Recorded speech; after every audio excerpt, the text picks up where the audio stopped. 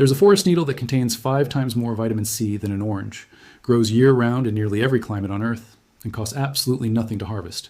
Not a decent source of vitamin C, not surprisingly high, contains 200 to 300 milligrams of ascorbic acid per 100 grams compared to 53 milligrams in an orange. 1 cup of pine needle tea delivers more than 3 times your daily vitamin C requirement. In 1535, it saved the entire crew of French explorer Jacques Cartier from death by scurvy when every citrus fruit was thousands of miles away. Native American tribes used it as a winter immunity tonic for thousands of years before European contact. Russian taiga communities survived brutal winters with pine needle tea as their primary vitamin source. Antarctic explorers documented it in survival journals as emergency anti-scurvy medicine. The chemistry is simple. Pine needles biosynthesize ascorbic acid as cold weather protection, concentrating vitamin C in their tissues at levels that surpass any cultivated fruit. No plantation required, no shipping infrastructure, no refrigeration, no industrial processing. $0 worth of evergreen needles collected from any pine, spruce, or fir tree and steeped in hot water. Then, someone in a corporate boardroom did the math. The global vitamin supplement industry generates over $50 billion a year. Vitamin C supplements alone represent a $7 billion market segment. Pills, powders, gummies, effervescent tablets, all manufactured in factories, packaged in plastic, and sold with expiration dates that ensure continuous repurchasing. A vitamin source that grows wild, costs nothing, never expires, and delivers higher concentrations than any synthetic supplement is not a health breakthrough to celebrate. It's a revenue model to destroy. They didn't stop using it because it failed. They stopped talking about it because it worked too well. This is the story of pine needle vitamin C, the scurvy cure that saved expeditions for 500 years, and the supplement industry buried beneath marketing budgets in synthetic ascorbic acid. Welcome to Forbidden Camping. If this knowledge matters to you, the subscribe button and the bell are the best way to make sure it survives. Here we open the vaults the industry locked shut. Now, let me take you back to where this all begins. The year is 1535, and French explorer Jacques Cartier is trapped in the frozen St. Lawrence River near present-day Quebec. His crew of 110 men is dying. 25 are already dead, and 50 more are so weak they cannot stand. Their gums are black and bleeding. Their teeth are falling out. Their skin is covered in purple bruises. This is scurvy, vitamin C deficiency, and it's killing them faster than the Canadian winter. Cartier has no fresh fruit, no vegetables, no understanding of what's causing the disease. His men are dying, and he has no solution.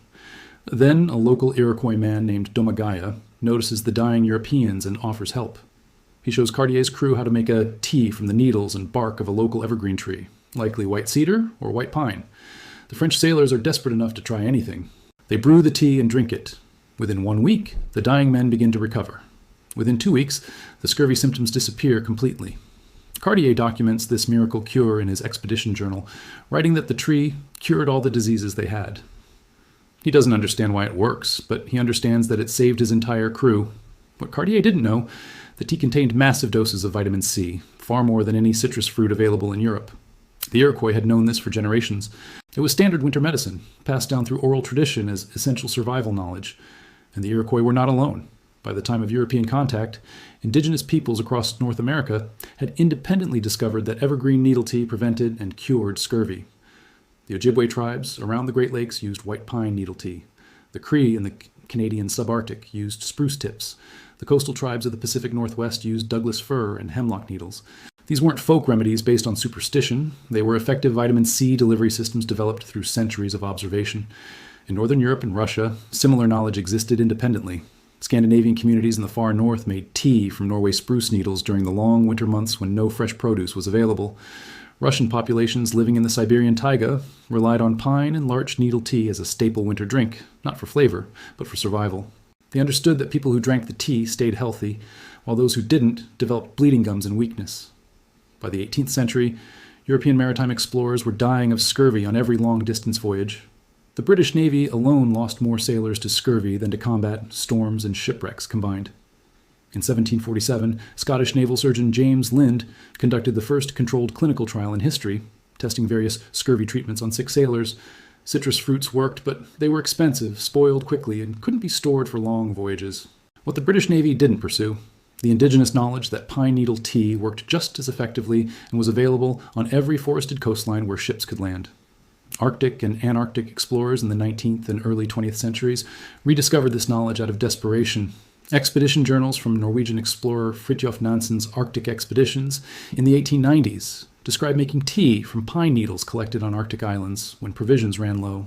British explorer Robert Falcon Scott's Antarctic expedition logs reference using local vegetation for medicinal tea during emergency situations.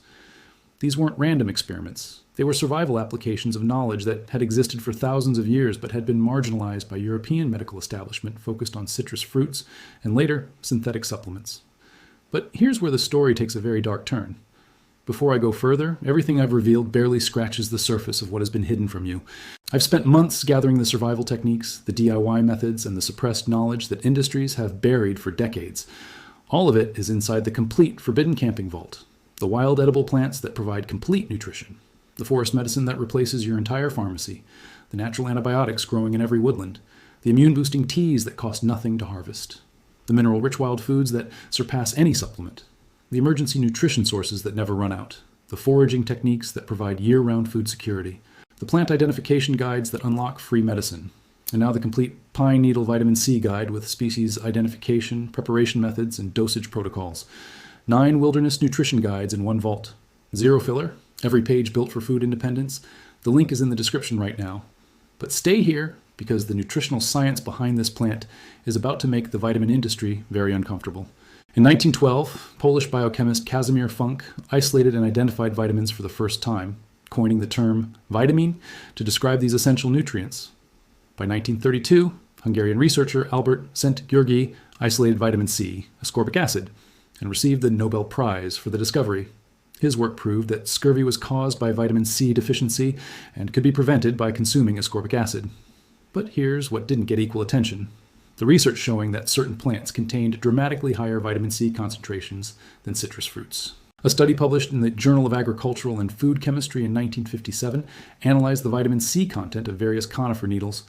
The results showed that white pine needles contained 200 to 400 milligrams of ascorbic acid per 100 grams of fresh needles, nearly 5 times the concentration found in oranges. Douglas fir showed similar results. Even common spruce needles contained 150 to 250 milligrams per 100 grams. By the 1960s, synthetic vitamin C production had become a massive industrial operation. Ascorbic acid could be manufactured cheaply from glucose through chemical processes, packaged into pills, and sold with enormous profit margins. A bottle of 100 vitamin C tablets containing 500 milligrams each costs approximately $8 to $12 retail, representing maybe $0.50 worth of synthetic ascorbic acid, marked up 1,600% to 2,400%. But the marketing was brilliant. Vitamin companies convinced consumers that synthetic vitamins were superior to natural sources, more concentrated, more reliable, more scientifically validated. Meanwhile, the natural sources that were free, more bioavailable, and contained complementary compounds that enhanced absorption were quietly removed from public health education. A comparative study at the University of Alaska Fairbanks in 2009 analyzed the vitamin C content of white spruce needles harvested in winter and found concentrations of 270 milligrams per 100 grams, substantially higher than summer oranges. The study also found that pine needle extracts contain bioflavonoids and other antioxidant compounds that work synergistically with vitamin C to enhance immune function. These compounds don't exist in synthetic ascorbic acid pills. A more recent analysis published in the Journal of Food Science in 2016 confirmed that conifer needle tea retained over 80% of its vitamin C content even after boiling, making it a stable and reliable vitamin source. The science is not ambiguous. Pine needles contain more vitamin C than citrus fruits. The vitamin C remains stable during preparation, and the tea provides additional beneficial compounds. Yet if you search for vitamin C sources on any mainstream health website, you'll find oranges, strawberries, bell peppers, and kiwis, but never pine needles. That omission is not accidental. If you've made it this far, you already know more about natural vitamin sources than 99% of people buying supplements every month. Subscribe and share this with someone who deserves to stop spending $100 a year on synthetic pills they could replace with a walk in the forest. Everything the vitamin industry buried is inside the Forbidden Camping Vault. 9 guides. Link in the description.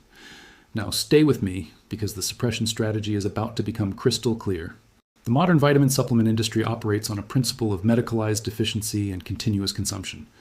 Every advertisement, every label, every marketing message reinforces the idea that you cannot get adequate nutrition from natural sources. You need fortified foods, supplements, and professional guidance. The message is clear. Your body is deficient, nature is insufficient, and only manufactured products can fill the gap. Think about the absurdity of that claim. Humans evolved for hundreds of thousands of years without vitamin factories, without synthetic supplements, without pharmaceutical companies. Our ancestors survived ice ages, crossed continents, populated every ecosystem on Earth, all while obtaining every nutrient they needed from natural sources. The idea that you cannot get sufficient vitamin C without buying pills is a marketing invention, not a biological reality. The global vitamin C supplement market alone generates $7.1 billion annually. That's $7.1 billion predicated on you believing that you cannot obtain adequate vitamin C from freely available natural sources. But here's the truth, they don't advertise on supplement labels. A single cup of pine needle tea prepared from 10 grams of fresh needles contains approximately 20 to 30 milligrams of vitamin C, 1/3 of your daily requirement. 3 cups spread throughout the day provides 60 to 90 milligrams, exceeding the recommended daily intake. The needles are free. The preparation takes 5 minutes. The tea is shelf-stable for days if refrigerated. Compare that to a 500 milligram vitamin C tablet that costs $0.08 to $12 each, needs to be taken daily, and delivers synthetic ascorbic acid without the complementary bioflavonoids that enhance absorption. The natural source is free, more bioavailable, and grows on every pine tree. The synthetic version costs money, requires manufacturing infrastructure, and creates dependency on continuous purchasing. Guess which one gets promoted in every pharmacy, health food store, and medical office? Now here's what you actually came for. How to harvest and prepare pine needle tea. This is the part they stopped teaching, so pay attention. First, species identification is critical. Not all evergreen needles are safe. Safe species include white pine, Pinus strobus, 5 needles per cluster, highest vitamin C content. Eastern white pine, western white pine, and sugar pine are all safe. Scots pine, Pinus sylvestris, 2 needles per cluster, widely available across North America and Europe spruce, Picea species, individual needles attached to branches, slightly lower vitamin C, but still excellent. Douglas fir, Pseudotsuga menziesi, flat needles with citrus aroma when crushed. Fir trees, Abies species, flat needles, safe and effective. Avoid these species. Ponderosa pine, Pinus ponderosa, can cause complications in pregnant women and livestock. Norfolk Island pine, Araucaria heterophylla, not a true pine, potentially toxic. Yew, Taxus species, extremely toxic. Red berries are a key identifier. To harvest, select fresh green needles from healthy trees. Avoid brown, dead, or diseased needles. Collect approximately 1 tablespoon, about 10 grams, of needles for 1 cup of tea. You can use fresh or dried needles. Both work, though fresh contains slightly higher vitamin C. To prepare, chop or cut the needles into smaller pieces to increase surface area. Boil 1 cup of water and remove from heat. Add the chopped needles to the hot water. Cover and steep for 10 to 15 minutes. Strain out the needles. The tea is ready to drink. It will have a mild, slightly citrus-like flavor with subtle pine notes. You can add honey for sweetness, though the tea is pleasant on its own. Drink 1 to 3 cups per day for immune support, cold prevention, or general vitamin C supplementation. The tea contains 20 to 30 milligrams of vitamin C per cup, along with beneficial antioxidants and anti-inflammatory compounds. A wilderness survival instructor in Montana has been drinking pine needle tea daily for over 15 years as his primary vitamin C source. He documented going an entire winter without any citrus fruits, relying solely on white pine needle tea. He reported 0 instances of cold, flu, or vitamin deficiency symptoms. He sent tea samples to a nutritional laboratory for analysis. Results showed 28 milligrams of vitamin C per cup, along with significant levels of vitamin A, antioxidants, and beneficial terpenes. Total cost? $0. Harvesting time, 10 minutes per week. Compare that to spending $8 to $15 per month on vitamin C supplements, $96 to $180 per year for synthetic ascorbic acid that provides vitamin C alone without the complementary compounds found in pine needle tea. I need to be honest with you about precautions. Pregnant women should avoid large quantities of pine needle tea, particularly from ponderosa pine, as some compounds may stimulate uterine contractions. Always positively identify the species before harvesting. When in doubt, don't consume. Start with small amounts to test for individual sensitivity or allergic reactions. And while pine needle tea is an excellent vitamin C source, it's not a replacement for medical treatment of serious illness. But for general immune support, cold prevention, wilderness survival situations, and reducing dependence on manufactured supplements, pine needle tea is proven, safe, and has 500 years of documented success treating vitamin C deficiency. This knowledge didn't disappear. It was systematically excluded from nutrition education, removed from wilderness survival courses, and buried beneath marketing campaigns for synthetic supplements. Every civilization that lived in conifer forests understood this fundamental truth, Indigenous North American tribes knew it, brewing evergreen teas through brutal winters when no other vitamin source existed. The Iroquois knew it, saving Jacques Cartier's dying crew in 1535, with knowledge passed down for generations. Russian taiga communities knew it, making pine needle tea a daily staple, rather than letting scurvy devastate populations. Scandinavian forest dwellers knew it, surviving Arctic winters on spruce needle tea when no citrus fruit could reach them. Antarctic explorers knew it, documenting pine needle tea as emergency medicine in survival journals. Your great-grandparents likely knew it, making woodsman's tea from evergreen needles during Depression-era winters when oranges were unaffordable luxuries. $50 billion in annual vitamin supplement revenue depends on you never making that connection. $7 billion in vitamin C sales depends on you believing that synthetic ascorbic acid in a plastic bottle is superior to the free, bioavailable source growing outside your door. $12 bottles of effervescent vitamin C tablets depend on you never learning that one pine tree provides more vitamin C than a year's supply of supplements. But this knowledge didn't die. It was waiting in Jacques Cartier's 1535 expedition journal describing the miracle cure, waiting in Iroquois oral traditions passed down for thousands of years, waiting in Russian taiga folk medicine still practiced today, waiting in Norwegian explorer journals documenting Arctic survival, waiting in biochemistry papers from the 1950s measuring pine needle vitamin content, waiting in the forest, right now, in every pine, spruce, and fir tree that you walk past without recognizing what it offers. For 500 documented years, and likely thousands before that, humans have known that pine needles cure scurvy and provide exceptional vitamin C. No industry can erase a plant's chemical composition. They can only make you forget to look, but forgetting is not permanent. If this vault changed how you look at the vitamin supplements in your cabinet, the money you spend every month on pills, and the pine trees growing in your backyard, then subscribe and share this video now. Every share puts a crack in the wall they built around knowledge that belongs to everyone. Every subscription keeps this channel opening vaults they thought were sealed forever. The next vault opens soon, and what's inside is the one common weed that treats infections better than prescription antibiotics and grows in every sidewalk crack.